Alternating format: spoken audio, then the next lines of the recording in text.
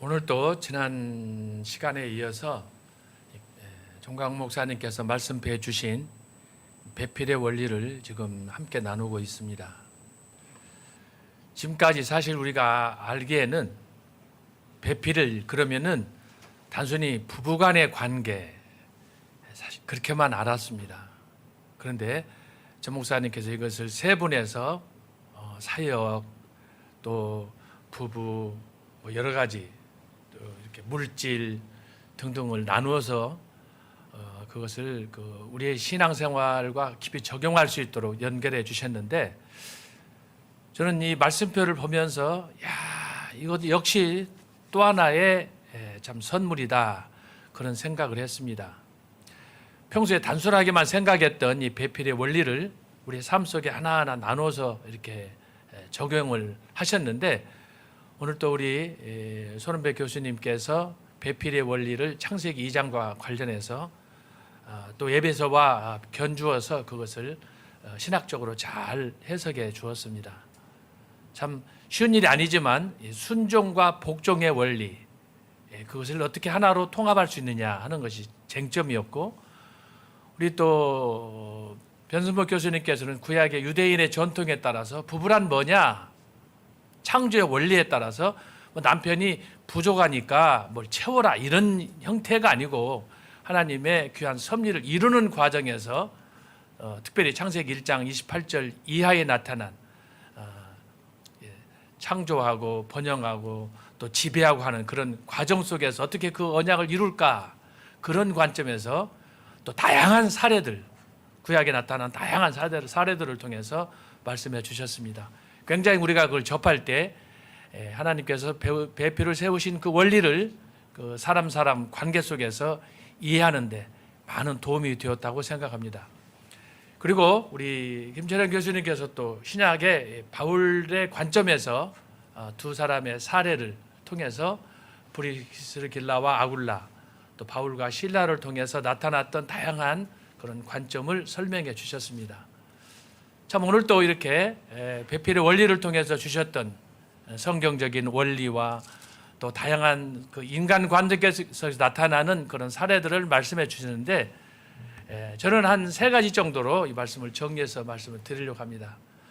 첫째로 우리가 중요할 것은 뭐냐, 기억할 것은 뭐냐 그러면 이 배필의 원리를 통해서 볼 수 있는 것은 첫 번째, 우리가 배신의 원리를, 남들과 관계 속에서 파괴하고 관계를 깨뜨리고 서로 등 돌리고 원수가 되는 이런 관계를 우리가 청산해야 되겠다라는 것을 역설적으로 느꼈습니다.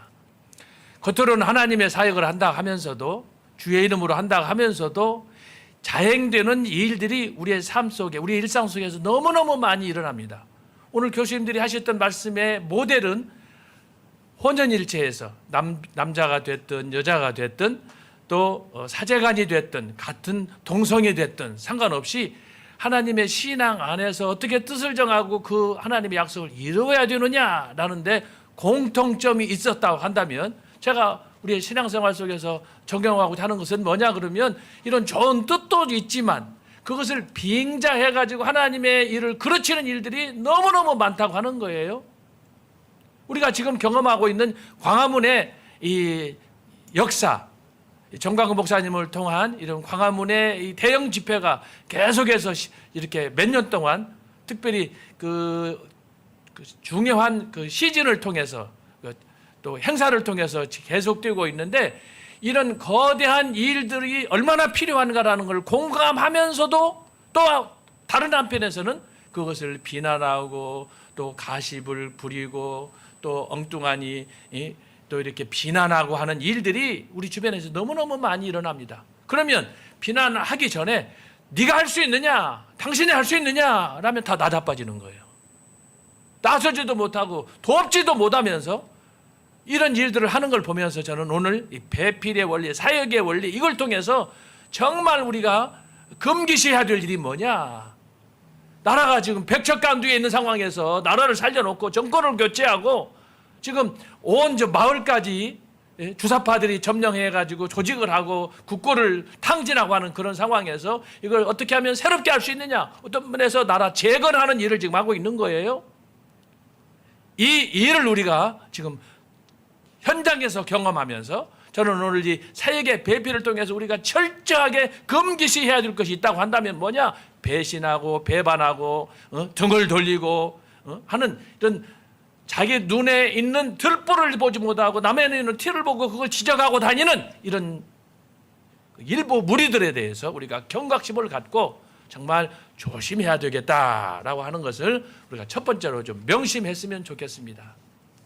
사람이기 때문에 우리가 아무래도 자기중심적이고 자기의 이기적으로 판단할 수밖에 없지만 오늘 교수님들이 주셨던 공통적인 메시지의 그 특징이 뭐냐 그러면 배필의 사역, 이 사역을 위해서는 서로가 마음을 비우고 그래서 남자든 여자든 스승이든 제자든 간에 한 마음이 되어서 이 역사를 이루는데 우리가 좀 더 매진해야 되겠다라는 것을 제가 강력하게 말씀을 드립니다. 그래서 이 사역의 배필의 원리와 관련해서 절대 배신하고 거기에 대해서 이를 그르치게 하고 하는 이런 일들을 우리가 해서는 안 된다. 결국은 그 끝이 어떻게 됩니까? 패망하고 망하고 하나님의 역사를 그르치게 하고 하는 이런 어둠의 역사를 이루기 때문에 제가 이렇게 강력하게 말씀을 드리는 것입니다. 여러 사례가 있지만 그 강력한 첫 번째 사례가 뭐냐 그러면 참 사도행전 5장에 나타나는 아나니아와 삽비라 사건이에요.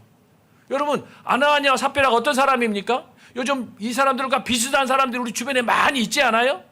본래 아나니아와 삽비라는 예루살렘 교회의 중심적인 역할을 했던 사람들이에요. 네? 그런데 여러분 아까 진철원 교수님이 말씀하신 것처럼 브리스길라와 아굴라의 경우는 그 부부 간에도 아까 그 6번 기록이 됐는데 4번은 부인이 또 그 중에서 2번은 남편이 서로 이렇게 교차적으로 기록되었는데 그러면서 그들이 사역했던 그 사역은 사도 바울이 그들에게 인정한 정말 초대교회에서 가장 모범적인 부부 사례로 그들이 서로 도우면서 일을 했는데 사도행전 5장에서 아나니아와 삽비라는 어떤 사역을 했느냐? 여러분 사도행전 5장의 내용은 마가 다락방에서 성령이 충만하고 성령의 역사가 지금 막 불길처럼 일어나서 3,000명, 5,000명 회개 역사가 일어나는 그런 현장이었어요. 성령의 불길이 막 하늘로 타오르는. 그런데 이 아나니아와 삽비라는 사람은 예루살렘 교회의 중심임에도 불구하고 부부가 작당해가지고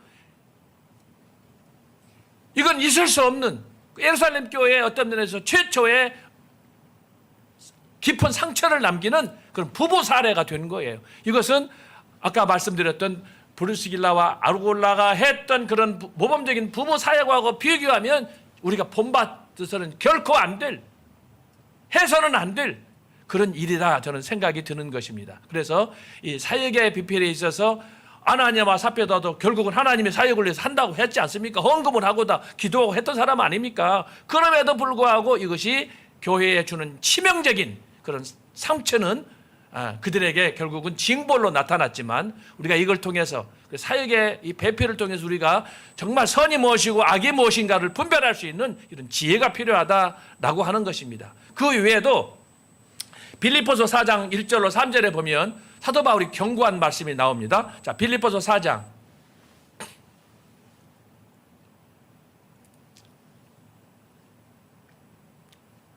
자, 이게 보시면 그러므로 나의 사랑하고 사모하는 형제들 나의 기쁨이여 멸류관이 사랑하는 자들아 이와 같이 주 안에 서라. 여기 보면서 2절이에요. 내가 요디아를 권하고 순두개를 구하느니 주 안에서 같은 마음을 품으라.